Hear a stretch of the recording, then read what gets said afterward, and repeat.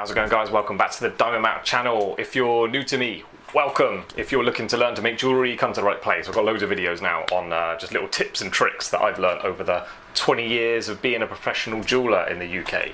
So yeah, you're welcome. This channel is all about me just sharing things I've learned over the years and what I continue to learn. So yeah, why not click like and subscribe and help the channel grow, get this information out there. Right, today's a bit of a special one. Got quite a remarkable stone here I'm working on, as you already know from the YouTube thumbnail. Look at that. Okay, so it's not only just the weight and the size of it that's impressive. This diamond is actually a type 2A diamond, and if you've not heard of that before, that means there's no nitrogen in it, and that explains why it's just so clear, like really amazing stone. So I've got the certification here, GRA report number, blah blah blah. I mean, I'll take a picture of this and put it on the screen. Shape and cut and style ran brilliant. Carat weight 100 carats exactly. Color grade D, clarity grade VVS1, cut grade excellent, polish excellent, symmetry excellent, fluorescence none. Woohoo! Wow. Do you want to know how much it's worth? We're talking about 195,000 per carat, pounds. Wow. Only joking, it's just a piece of glass. But the video today is going to be showing how you may make a mount for absolute whopper type stones, because although you may not ever get your hands on like a 22 million pound diamond, you can get like big lumps of amethysts, or just customers come in with like weird stuff and ask you to make mounts for them, for like pendants or maybe a ring for a fancy dress party or something, I don't know. Yeah, so we're going to make a mount for this stone and just see how it's going to be possible, how we've got to make it kind of wearable. It's going to be kind of funny, but let's just try and get it done. So one day you may get your hands on a massive stone. You need to, it's a bit of a different experience making something for that, and there's extra things to consider. It's not just doing claw work and collets like you normally do. You have to really think about the extra weight of it and wearability and stuff. So let's just see what we can do with this stone. So first of all, let's just get this stone somewhere nice and safe. Right, this is just going to be a simple single stone. First of all, I'm looking at it. The stone is already stupidly deep. Don't make it any higher off the finger that needs to be. So I want it right down. So I just look at it on my finger, okay, and I can envisage the kind of mount, what it may look like when it's finished. So I've already making assumptions about that distance and the angles and stuff just from holding it above my finger. 4 claw. Going to have to be quite beefy claws. They're going to look, for how beefy they'd have to be going over the top of the stone, they're going to look too thick at the bottom. So I'm thinking tapering down claws, like tapering down, like kind of long cone shapes, you know what I mean? So I'm thinking now, just holding bits of metal in my hand and going through the job and imagining different ways of doing it. I'm thinking just for safety and strength, rather than like what I just mentioned of having like a tapering down round claw, I'm thinking having like double claws. So it'll be like 4 claws, but each claw is like 2 thinner ones together. And then we can file them up in a way where they kind of go down narrower at the bottom to save it looking overly chunky as they go down. And then I'm thinking something with a bit of depth to it for strength, for the under bezel, and then the shank just going up to that. The shank might just go up a little bit towards the top, but otherwise quite a simple shank, maybe tapering off a little bit at the back. Yeah, let's just figure it out as we go along. Okay, so no sketches, no designs, no sketches. We're just going straight from the dome out to the physical reality. So I won't show you too much in this video. This is not like a full instructional guide. I will explain everything that I'm doing at every step, but it's not really a how-to, because it's a bit unusual having a massive stone like this. But yeah, so I've got a round bit of wire here. I'm going to pull this down through the draw plates to probably like 1.2, something like that. Reasonably heavy gauge, but they're going to be joined together, not like that. They're going to go together like that slightly, but still need to be kind of heavy because the stone is just so big. Okay, so just a quick thought. When you're pulling down wire and your design is for double claws, obviously you need twice as much. So make sure you've got that in mind when you start cutting off like lengths of metal and stuff. Make sure you've got enough to actually get the amount you need. Okay, I said 1.2, that was stupid. This is 1.7. 1.7, and then I stretched it straight. So it might measure a little bit less, probably about the same really. I wanted to keep it this thick because I was looking at it and then thinking about actually setting it. There's a big flat section around the girdle. I need a bit of extra thickness to enable me to just cut into it loads and then not have to sort of bend the claw around. So I want the outside of the claw straight. So yeah, so I'm sticking with this thickness. So yeah, it's really chunky, but looking at it on the top, it kind of makes sense for the actual size of the diamond. Doubled up, one next to the other, and then in 4 positions. It's going to be alright. Okay, just to clarify again, this is not a full instructional guide. Anyone who's seen my full instructional guides will confirm that I'm not explaining anywhere near as much as I do in those videos. But at the same time, I'll show you everything I'm doing. It'll be interesting to see how I do it. So this is quite deep. I'm imagining that the stone's I'm gonna turn it into a little loop, and the stone will sit in it. So it's gonna have a bit of an angle on it. I don't want the point sticking out the bottom, but it's got to have a decent amount of depth. This is probably pretty good what I've got. Yeah, so I'm just gonna curve it, like turn that into a rainbow shape, and then turn it up into a little collet the correct size. So it just sits nicely down enough so the stone drops into it, but the point doesn't come out the bottom. Might actually be a bit difficult because this is quite short. So half round pliers.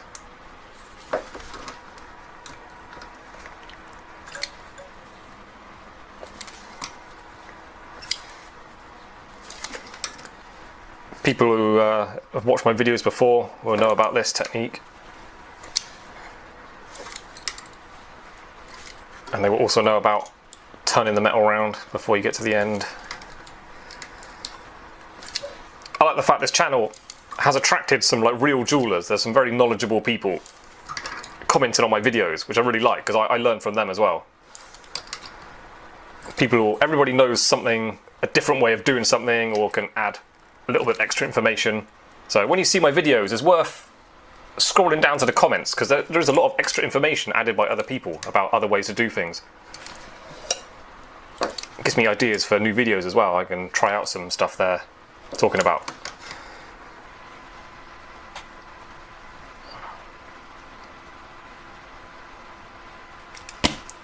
Check on the stone. Okay. Looking about right. Always work with your stone closely. Check what you're doing before you do too much, just so you know what kind of size you need to do things and measurements and stuff. And the stone tells you everything you need. You don't actually really often need to actually take measurements.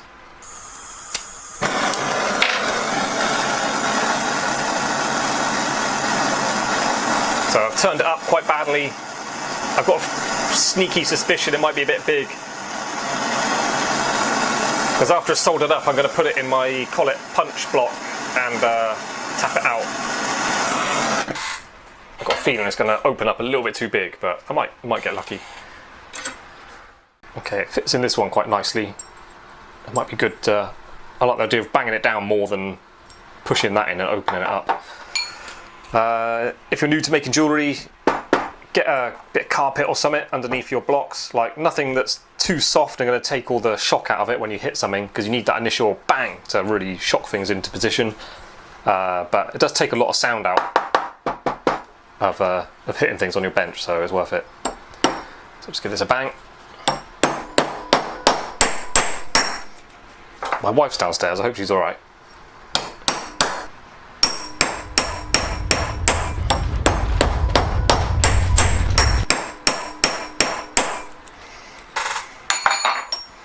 Trying this on the stone, and yes, it's too big. Point is sticking out. Well, it's actually not sticking out, but once I filed that flat, because it's got a bit of an edge on it, once I filed it flat nicely, that point's going to come out, so this is no good.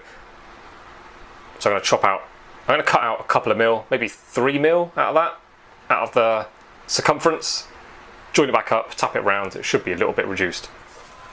That's reduced, gave it a tap in the collet punch. The point is no longer sticking out the bottom. I'm gonna just file around the outside. That's my pliers.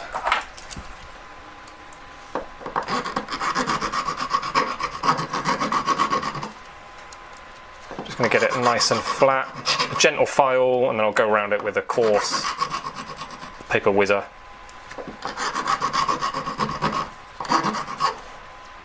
Let's get this mount going. So I want to know how long these claws have got to be. So I'm just imagining a claw like that. I need a bit of length, extra length for setting, pushing over the stone, something like that. Just get that measurement. There you go, that long. So I need 25mm long claws. So I need 2 of those, so that's 50mm for just for one claw. Have I even got enough just here? Maybe not. So I need 50mm for each claw. Here's my bit of wire. Didn't take any measurements, I've just been pulling it down. Like, I just cut off a section of this rod. Didn't really think about it too much. But the universe has spoken and it says, Chris, you're on the right path, mate. There you go. You didn't take any measurements. You just worked on intuition and you've got pretty much bang on enough metal. As long as you don't make any mistakes, you'll be alright. I've cut these off sort of to length. And as for the claws going together, I don't know what you're imagining when I'm saying I want them like make them into like V's. I'm not talking like that. They're going in the 4 corners, the 4 positions, but they're really close together, like that. So, just so I've got it kind of in mind, what I may need to do to, I'm going to file a flat on each one, yeah, and get them to join. So just to give me a bit of a heads up of what sort of thing I might be needing to do, I just overlap them. So I know what kind of distance I want on the end. So just a bit of a tilt, so I can see that bottom section. Look, I can see where I may need to file. So sort of filing up to there, maybe. Just taking a flat from like, what's that? 2/3 of the way down. A gentle flat going through to sort of halfway through the thickness at the end. Marked it with a permanent marker.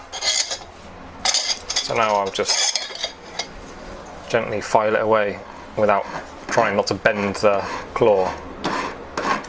So I'm not going down to a point, that one. I'm going to go to like halfway down. I want it straight from that mark to halfway through the thickness on the end.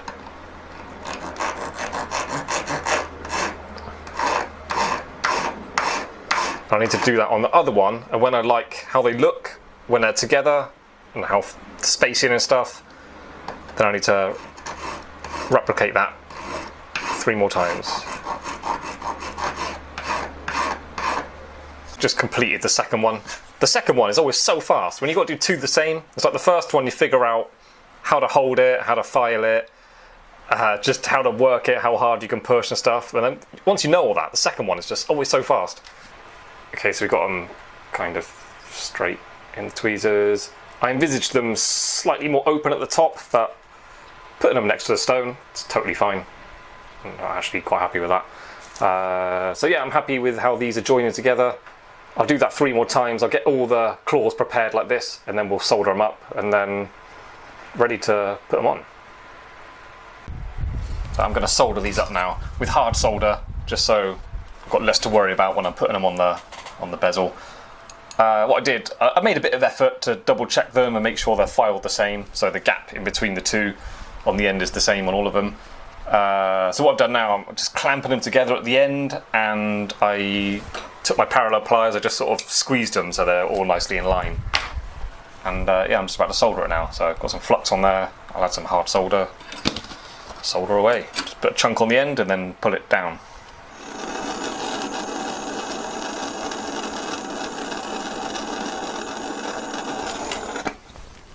You can see these ones have differences, like the amount the solder flowed up, gaps a bit different.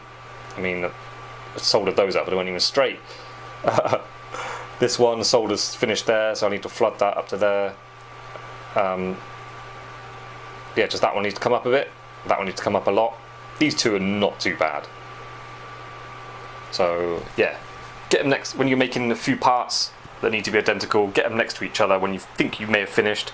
Usually 1 or 2 need adjusting, so that's what I'm going to do now. I'm just going to add a bit of solder to this one. That one, I think I'll just flood it up a little bit more. Alright, so we did that. Picking up the stone again.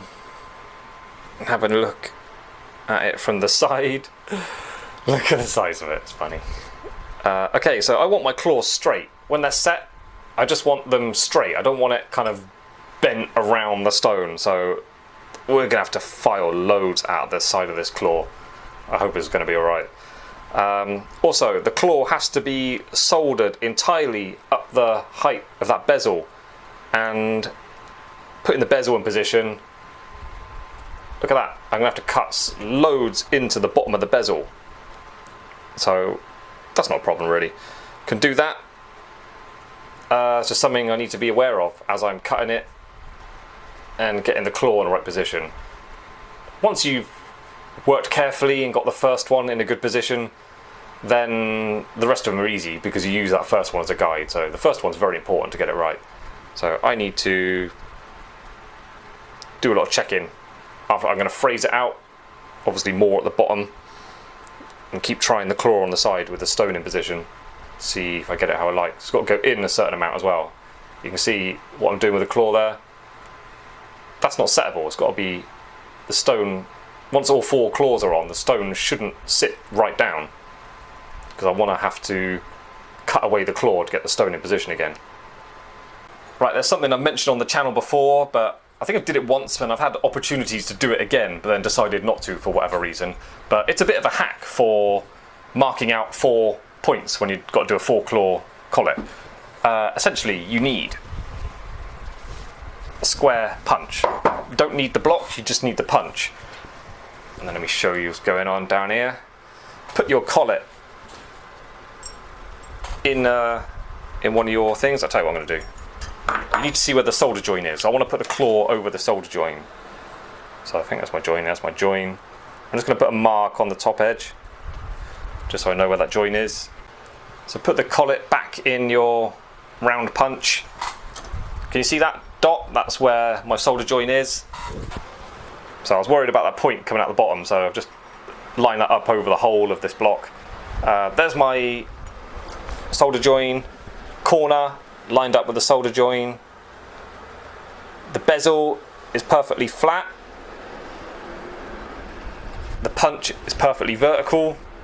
Where's my hammer gone?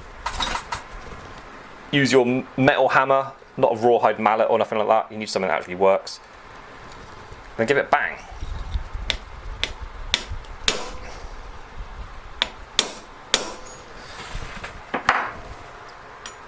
And then inside, can you see that?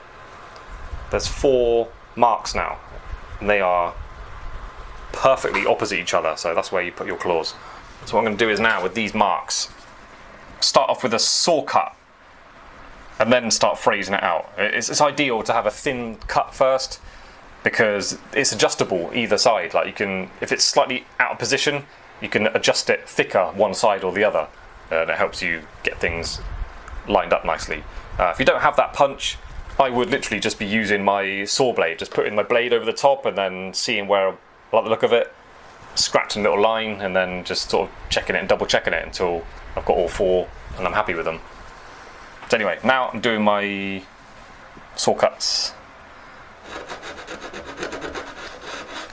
Okay, done. I was just being extra careful to make sure I'm going straight down. If you start going left or right a little bit, the bottom half, you might have started in the correct position, but the bottom half is all going to be totally wrong. So you've got to be really careful to go straight down.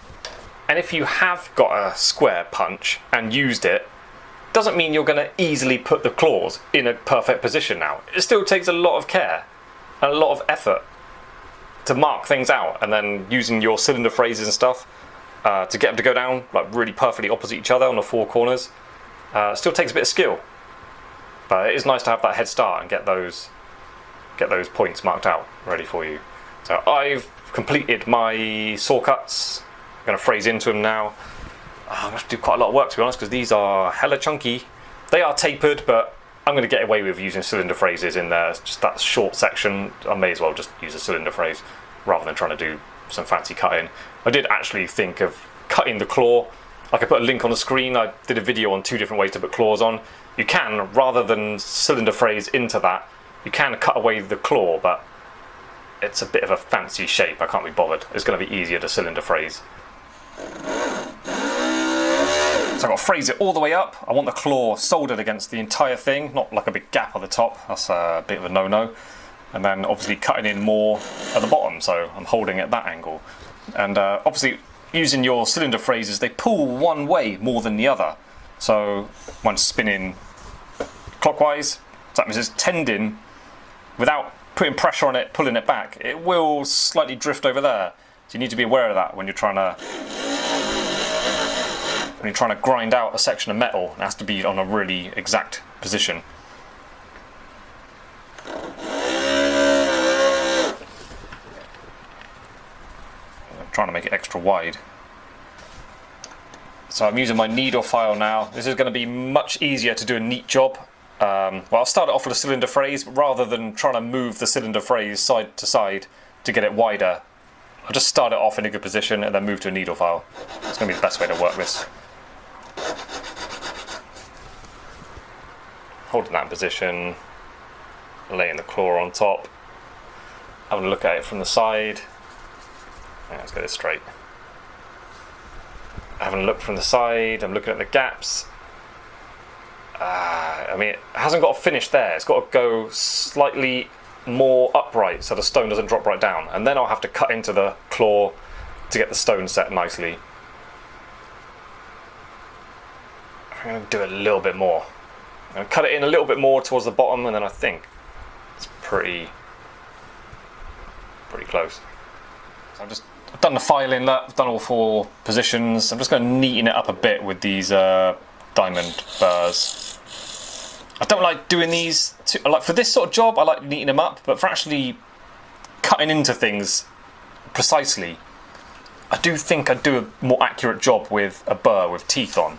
These are a bit more, although the teeth pull one way, these are a bit more slidey, can go any direction. So if something's got to be accurate, I'd much rather use a proper burr with teeth. But these are good for just neatening up what you've done. I can get more accurate my angles with this one than with my needle file. Okay, so ready to put the claws on. One side of my tweezer is hooked over. Link to that video on the screen. So I'm holding that in position. Line it up nice and straight. I've already checked it. I'm holding the stone. I'm looking at it from the side, holding the stone in the position where it will sit. And then looking at the claw. Is the claw too far out or too close in? So as for soldering, hold it in position. I like the solder to be there on top, and then just try and pull it with the heat coming from this side. Try and pull the solder down the claw. Hey, see that?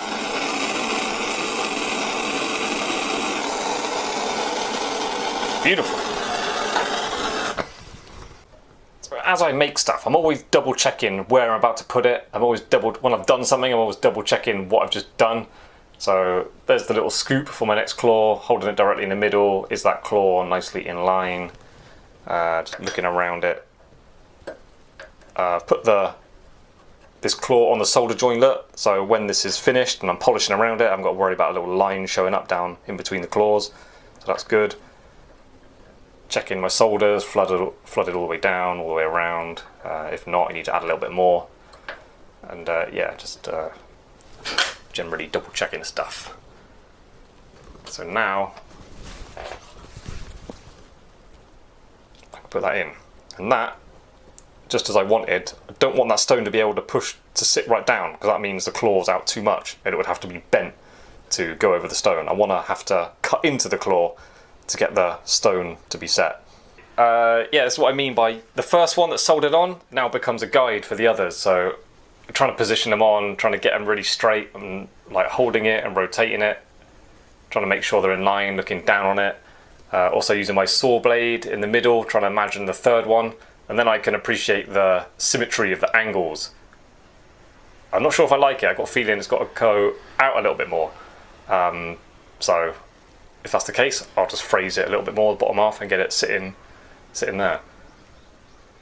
Another trick just for checking accuracy, use whatever tools you got. Like I talk about using these to, you got 2 parallel lines there for like checking sides of your shanks or whatever. yeah, hold that on, try and line that up so it's perfectly straight, and then I can look at the gaps in between that. I trust this to be mathematically very, very good, so you can use it to test your handmade things. I've got another claw on now. Another way, checking accuracy. You may have seen me do this on previous videos when I'm checking out my claws on like larger collets anyway. You put it down, like they should sit down flat. Like if one's, you put it like that and then one's sort of sticking up a bit wonky, you know they're not flat. So it's a good way of checking your angles. Been in Japan 2 years now, not had one of these, just found them in the shop. So I didn't eat these a lot in the UK, but I've not had a Snickers for over 2 years.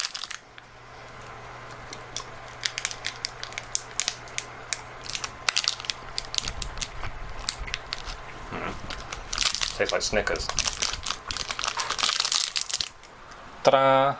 All 4 on. Checking my stone in it. This is another test of the accuracy of your angles with the stone. Look at the point, make sure everything's all nice and straight in the middle. All 4 should be touching it. If you've got just 3 touching it and 1 sticking right out, then they're not accurate, the angles. Okay, cool, so that collet's done. I'm just going to flatten the bottom. I think I'll add a bit more solder on that one. But yeah, flatten the bottom, and then I'll leave that for now, start working on the shank. But then this does need more work. I need to tidy up the solder joins and stuff. So I'm thinking something like this, just really quite heavy really. You've got this big stone, remember? So it's got to be strong. And I haven't got anything further up the side of the stone than just that, so I want as much sort of soldered onto that as possible. So it's going to be really wide. I'm going to mill out a section in the middle, leave the ends really chunky like that, just so there's a lot to solder on there and be nice and strong. And the milling, I'll mill it both ways, maybe a taper. I don't want it that parallel, it's too wide. So I'm going to taper it that way and then taper it the depth as well so it goes thinner towards the back. Okay, I think I've mentioned this on the channel before, but when you're milling out just a centre section of a bit of metal, it is actually difficult when it's in between the rollers to actually see how far you're going one way or the other, or how close you're getting to the ends. So I help myself out by drawing 2 little lines on my metal, so I'm only going to mill out that centre section.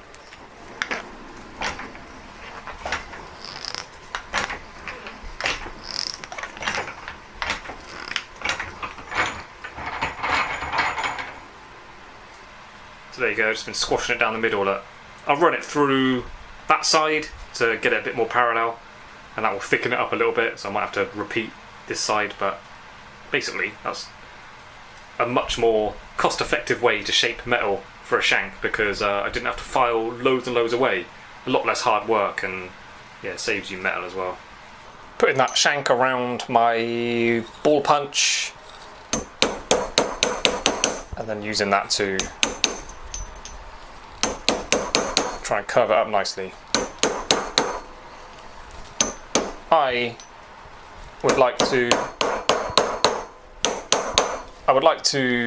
get it joined up, soldered up, and then I can really belt it one, get it in a really nice shape, really perfectly round. Then cut it open and open it up, because I really don't want to have that soldered on this collet and then start having to hammer it, because it'll just distort the collet, because that's just so much stronger. I think I'll tap it a bit more. My wife is still downstairs in a room below. You right down there?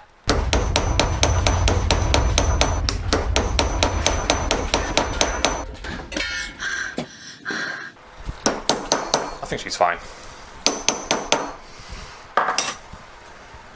Okay, so I want to stretch up the height a little bit more. I'm going to do that by just knife edging it a little bit. I'm not going to make it go sharp, but I'm just going to put a bit of an edge on it. And that one might be nice anyway, because it'll add a bit of a design.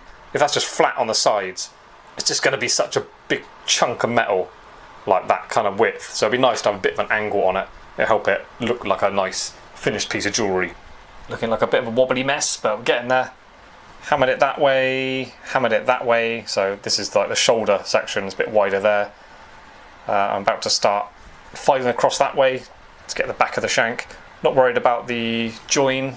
I mean, that whole centre section is going to be cut out. I'm just going to sit in there. I'll be taking a lot of weight off these shoulders and just tapering down nicely to the bottom.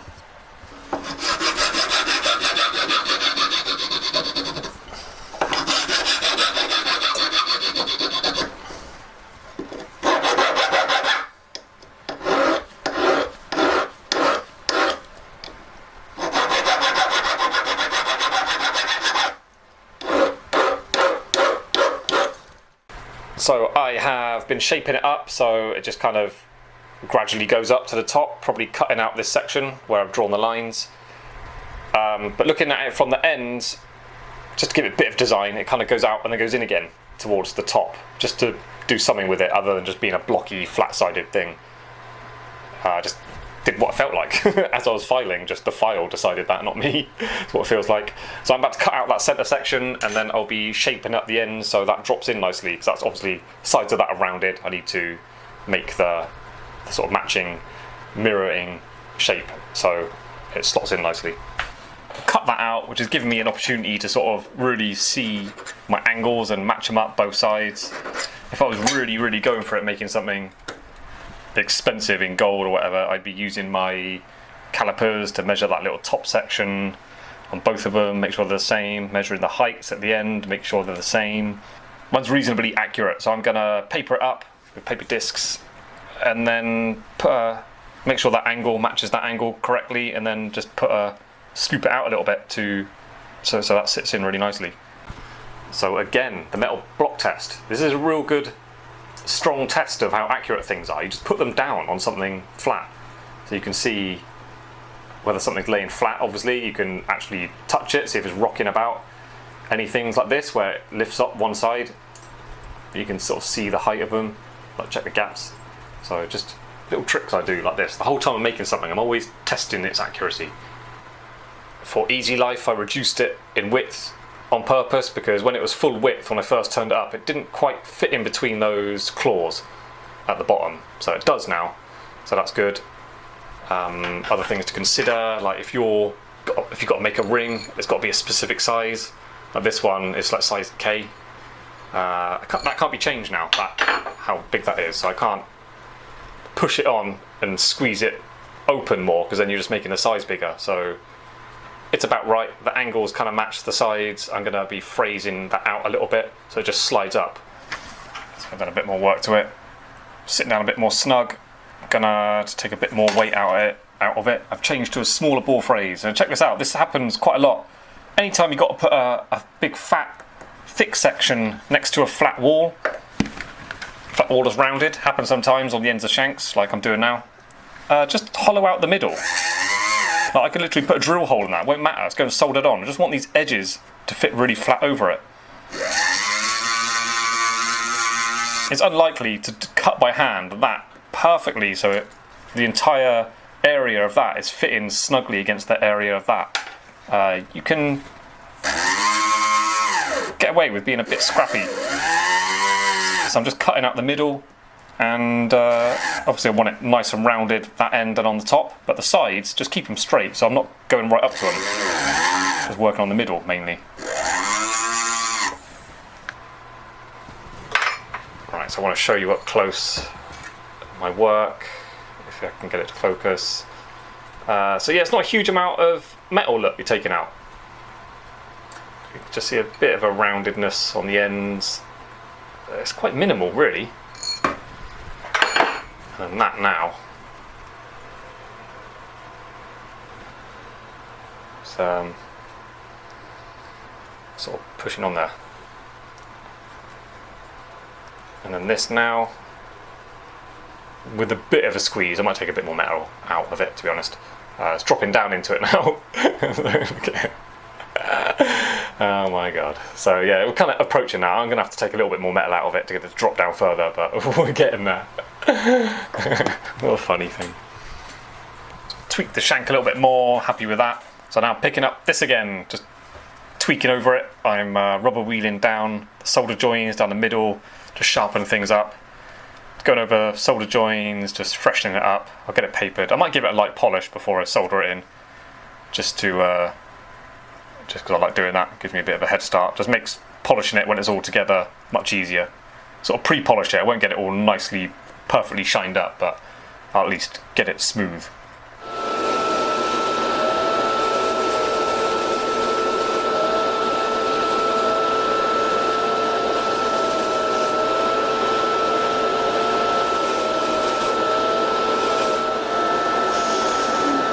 When you're polishing mounts with no stones in, like preparing them for setting or whatever, you'll be extra extra careful.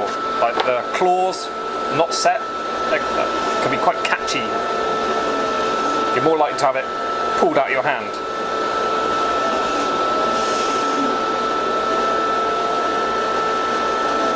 I'm going to give the shank a bit of a clean up. Just going to disc it on the side.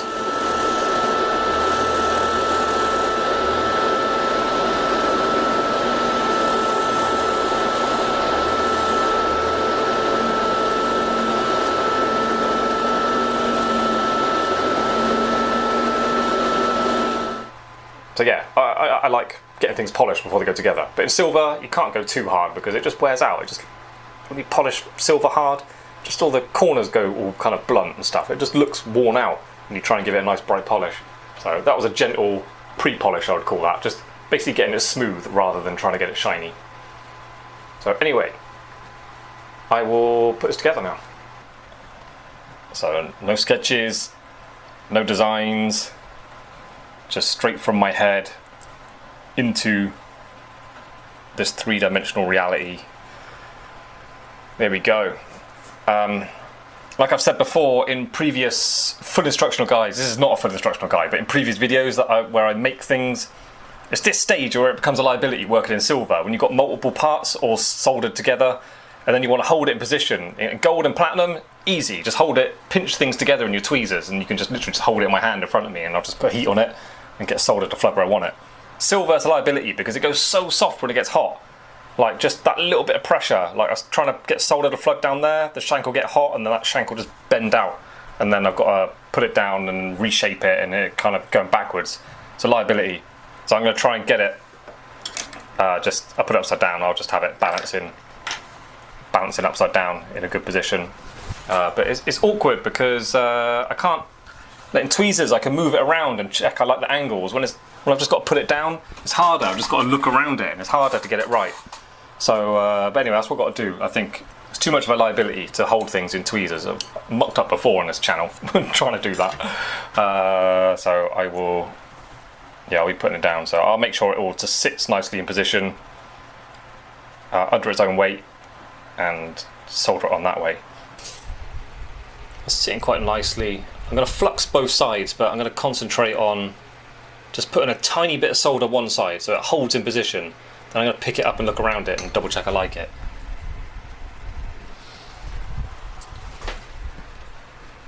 And it just needs to rotate a little bit.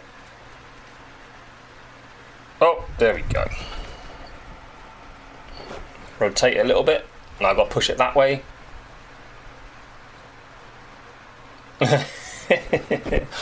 Right, if I can get that flux to boil without it moving, he says. Let me turn that fan off. Liability.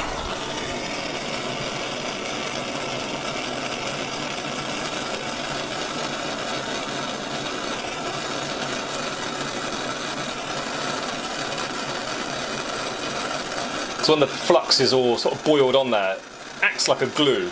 Not a very strong glue, but it does help a little bit hold things in position.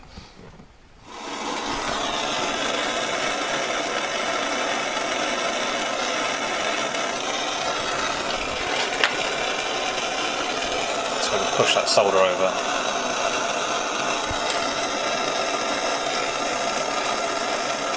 No. This is when you'll hear me start complaining about silver.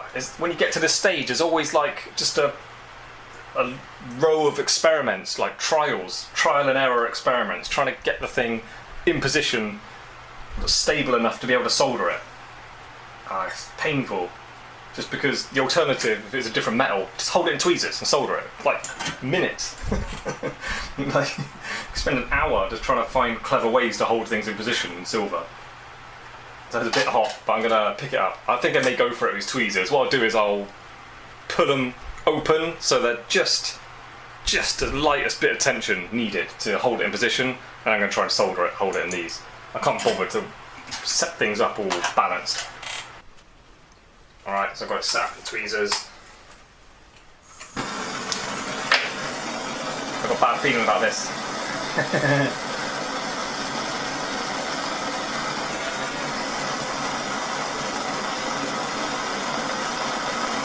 I think it's just going to go soft and push out of position. If it does, the problem, because that ring shank up until now has been perfectly round. If it goes soft, squashes out of shape, I've then got to shape it with pliers and stuff and check it on the ring stick and try and get it round again. I swear things are never as good once they've gone out of shape once, accidentally. You can never get them back as nice as they were. Okay, so I soldered on one side, pretty strong. I had to tweak it, unfortunately. It went on slightly twisted, so luckily my parallel pliers fitted in the middle, and then I just yanked it up. So it's not great because then you have to adjust the other side, which means the back of my ring has got a bit of a flex in it, but so I know what to look for. It's not ideal, but I did what I had to do to get it done. I'm just looking at it all around, making sure the shank's in line again at the top. Everything's flat, not rotated, not twisted. Just looking around it. So I think it's good for getting the second solder done now. Okay, so that's two soldered on. The other side was relatively straightforward. So where's my loop? So I'm reasonably happy with its position. Like the ends of the shank go into the centre, just not tilting. It's pretty good in the middle. Just needs a load of filing now. I've got to file up the inside. So trusty old ring stick. This is an essential tool for jewellers. Just go around the inside, get it round, perfectly round around the inside.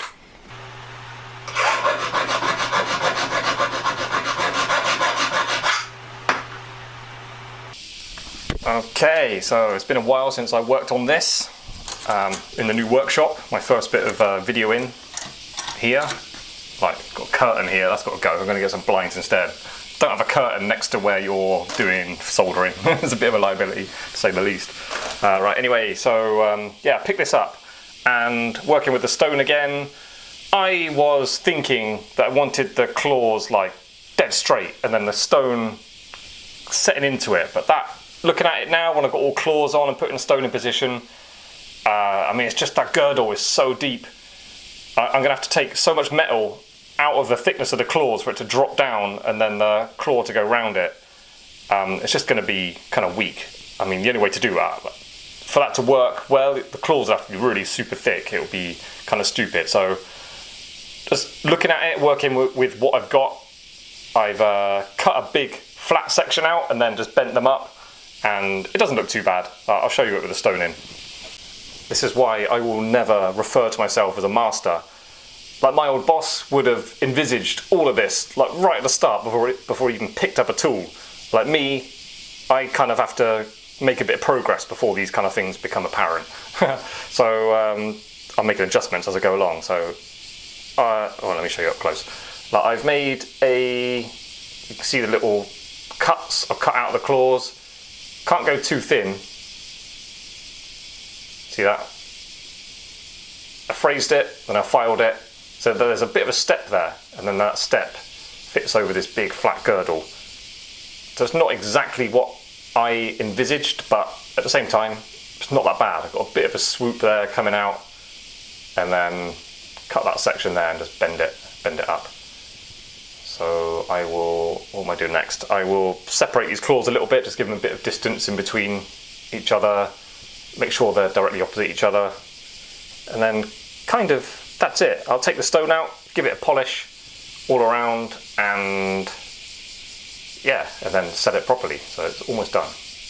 Anyone who's been watching my channel for a while might remember a video I did on a pound shot tool. It was this felt disc, which turned out not to be any good. Like, surprise, surprise, like, it was very, very cheap. Not hard, wasn't holding its shape, but its softness is actually coming in really handy now. Because I'm going up and down the claws, and because it's soft, the claws are rounded, so I don't want to push any kind of flats on them. So this being soft and just taking shape to whatever you put on it, it's actually really useful at the moment. So even as only £1, it's proven itself well worth the money. And what from the last video was a bit of a flaw, it's actually helping me out now. Just want to point out something I don't like about silver. It's too soft for this kind of jewellery when you're polishing it. Silver is too soft. Like, you can see that edge. got all rounded, it's all wearing away. So the whole thing, I haven't even got to the second stage of polishing yet, and the whole thing's starting to look second-hand already. So this is why silver doesn't work very well on like nice pieces of jewellery. You can't finish it. I'm just going over all the little details with my little bristle brushes and stuff, just as a kind of pre-polish, but I'm going to finish it off on the proper polishing motor. You can get better finish on the proper big mops. But anyway, getting in all the nooks and crannies. There's a lot of plier marks on my claws, that's why I'm using these felts on them, just to get them nice and smooth, and then I'll finish it off on the big polishing motor. But I just want to mention, one of their patrons sent me these. I think it was Melissa. No, I'm sorry if that's wrong. These are so good. These are literally the best I've ever used. They're little felt discs. They're really hard. They stay sharp. Really good. Like, basically using it the same as these rubber discs but these are more abrasive, like for cutting away little lumps of solder. But these polish really well, and the brand is Vigor 12BF1005 buff felt knife edge hard. Really good. If you can get these, I think they're amazing. I was well surprised how good they were. So for getting in there, like I can skim it across the flat easily. I can push the blade right into the solder joint, so the solder it's polished right up into the corner. Getting that little section there, the rubber wheel's not doing it that well, and the bristle brushes are not smoothing it that well. So I'm hoping this will get it to the next level. But really useful, like going down in the middle there, that will get it really nice and shiny all around the claws. So these are really useful. So back from the polishing motor, important bits to have polished before you set a stone. Not necessarily massive stone, but any kind of diamond or white stone especially, or anything a little bit clear, aquamarine, something like that. Where the stone sits that you can't polish once it's set, get that polished first. So that top bit inside, the inner edge of the claws, try and get everything polished, because if there's any fire stains or anything on there, like any sort of black marks, or if it's a bit matte, just makes the stone look worse than it really is, so get it all polished. And also what's good about pre-polishing like this before setting is there's less work to do once the stone's in the piece. So if you're working with something expensive, it's a bit of a liability polishing, because things catch, might come out of your hand and you damage the stone. If it's expensive, that's a lot of trouble. So yeah, there's less work to do once the stones are in, if it's already polished like this. I was actually about to set it, but I didn't like how my claws are fitting against the side of the stone. So you see that side, not perfectly, but mostly flat there, and then a big fat girdle.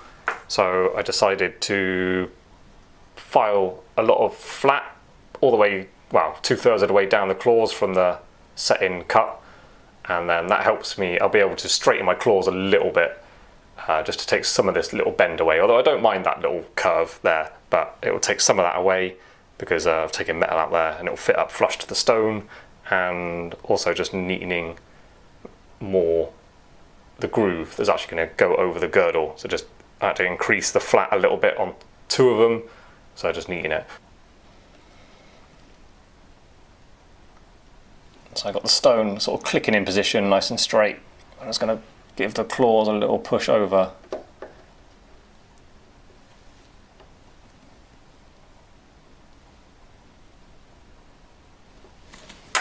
And there we go. Just been spread out the claws a little bit, pushed them down. I need to push that one down a little bit more. I've got this little cup phrase thing so I can get the tops nice and round. Being very nervous to touch the stone with any files or anything, because there's only glass. I don't want to chip off any sharp edges on it. And yeah, basically that's it. Just needs a sort of final polish, get rid of all my little pen marks everywhere. And yeah, good to go. Et voila, there we go. Quickly polished it. I mean, that is, let me tell you something. This ring, yeah, is pretty good. That's a secure mount for a big stone. These claws are really strong, even in silver. They're very rigid. Having them filed up, they were filed like 2/3 of the bottom, they just split up at the top. That's a really strong, like, rod of metal. I mean, it's beyond calling it a claw. So it's a proper long piece of metal. Yeah, very strong. And then that's perfectly wearable. You might have to go for a tight finger size to help it stop spin around on the finger, but that's perfectly wearable. The only concern is practicality. Like opening a car door on a brand new Bentley.